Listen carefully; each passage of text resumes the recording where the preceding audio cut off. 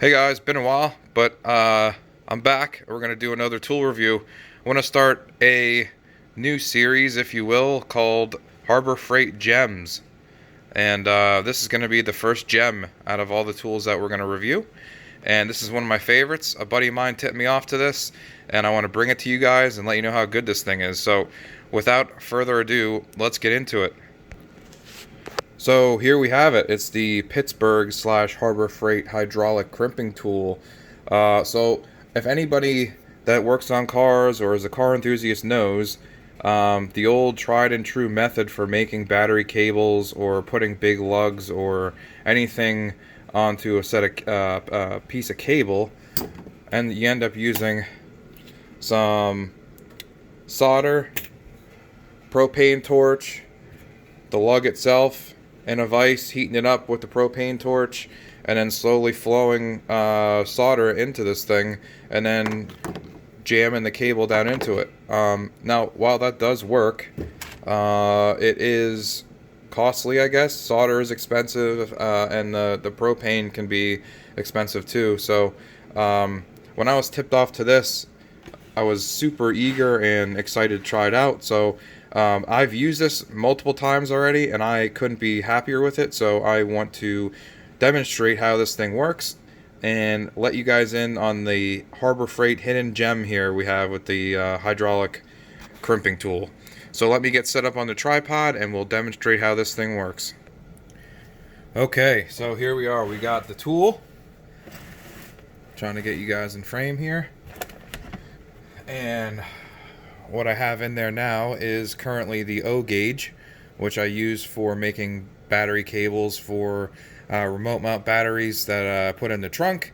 Obviously the cable needs to be heavier with the longer run, and it's perfect for that. Like I said before, typically I would just flow solder into these big lugs, but that's just kind of annoying. This is a lot quicker, a lot cheaper, and it goes from, let's see what this is, 8 gauge all the way to O gauge. So we'll leave those out because I think I have some 8 gauge here to demonstrate on too. So here we go. What this does, you have your open and your close valve. You'll open it when you're done with the crimp, and it'll release all the tension in the hydraulic press here. And then you'll close it to start the pumping action and the hydraulic action on the crimp. So what we have here is a piece of O gauge, really heavy, and then I just get my lugs on Amazon. They are much cheaper when you buy them in bulk. So all we're going to do is I removed some of the insulation already, as you can see. Throw that aside, and then we'll twist this on as far as we can, and we will load it into the crimping tool. This thing is a little heavy, but so it is over. Let's see, I'll twist this around to see if you guys can see what's happening here. So it's over the fitting, or I should say the lug, and then all you do is start pumping this thing. Keep that tight, and I will start pumping it down one-handed. You can see it starting to compress on the lug. Use your strong hand, child. Oh yeah. Still crimping it down. Now that I got it secure, I'll hold it with one hand and finish it off with the other. A couple more pumps. Okay. Now you can observe how it is just crimped that lug onto the cable. And what we'll do next is just release the tension. You can hear it. It'll slide off. The die will, sometimes it sticks because of the way it's crimped on there. It will slide right out. Set that aside, and we'll look at this. Look at that crimp. That is like a factory crimp on something. super tight. All I would do at this point would be run a piece of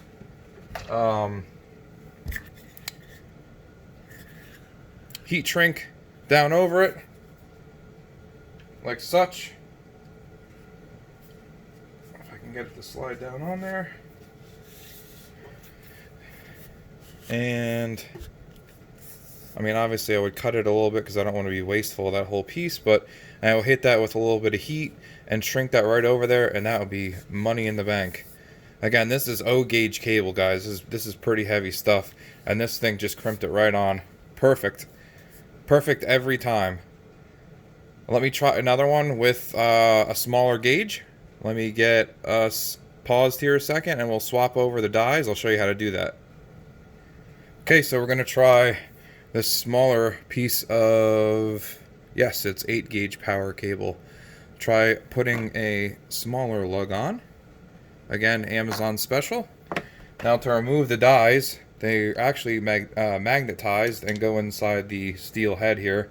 So they just slide out.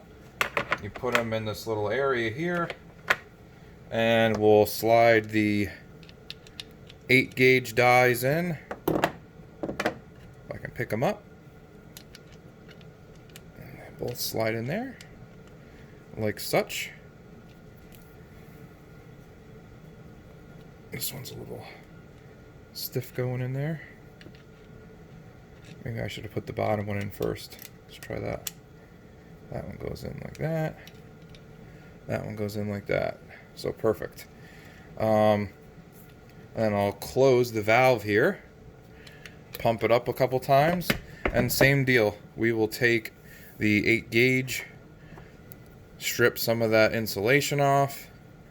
Take the 8 gauge lug, fire that over it, and then we will load up the crimping tool with our die of choice, and then we will start to preload the tool, get it lined up in the die, which I failed to do here, so I'm going to release this a little bit. I'll close it again. And we'll start over. Get that squared up in there. Make sure that's tight. And we'll get it lined up in the die and start closing the dies in on that terminal.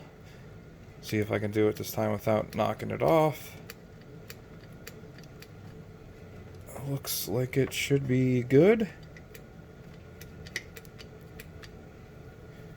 Make sure the cable's still in it. Actually, it's a little shallow in that die, so I'm going to release it and bring it closer toward the bottom. There we go. Now we have everything lined up in there. As you can see, cable's hanging out the bottom. I'm just going to hold it in there. This one should be easier to squeeze because it's only 8. And I'll start pumping away. Now that it's captured inside the terminal, I'll finish it off two-handed. Oh, and then crack it open. Cable drops out. And look at that. Perfect crimp every time. Tugging on it, going nowhere. That is a nice crimp. And again, all I would do is take some heat shrink tubing, slide it over, and call it a day. So guys, if you're making a bunch of battery cables or battery terminals constantly and are looking for an easier way of doing it, where honestly you could put this, you could work with this in a car, in the vehicle, honestly, and not have to worry about setting it up in a vise and melting the solder in there, etc. This is the way to go, man. Totally recommend this thing. I wish I would have known about it years ago, but again, it was recommended to me by a friend. It is the Pittsburgh hydraulic wire crimping tool. I will put the product number down in the description. But all in all, this is a huge thumbs up. This tool is awesome. It's super reliable. All it is just a hydraulic cylinder that you pump up, and again, it goes from 8 gauge all the way up to O gauge, and everything's self-contained in this nice little blow mold case. And I couldn't be happier with this thing. I mean, it's a simple concept, but again, for years I was doing it with mounting the terminal in the vise and heating it up with the torch and melting that stuff in. And I mean, while that works, this works just as nice, and I feel like this is kind of more proper, if you will.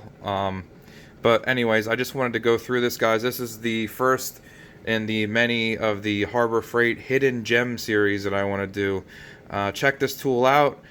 You could use a coupon with it. So I think it was right around 40 bucks, and definitely recommend this one. So thanks for watching, guys. Sorry it's been a while since we did a video, but things happen, and I appreciate the views and the support and all the stuff that I've gotten over the last year. So let's keep this thing going. I'll try to do my best to get some more videos up with awesome tools. Even if they are from Harbor Freight, doesn't mean that they can't be good. So thanks so much, guys. Have a great day, and be safe out there.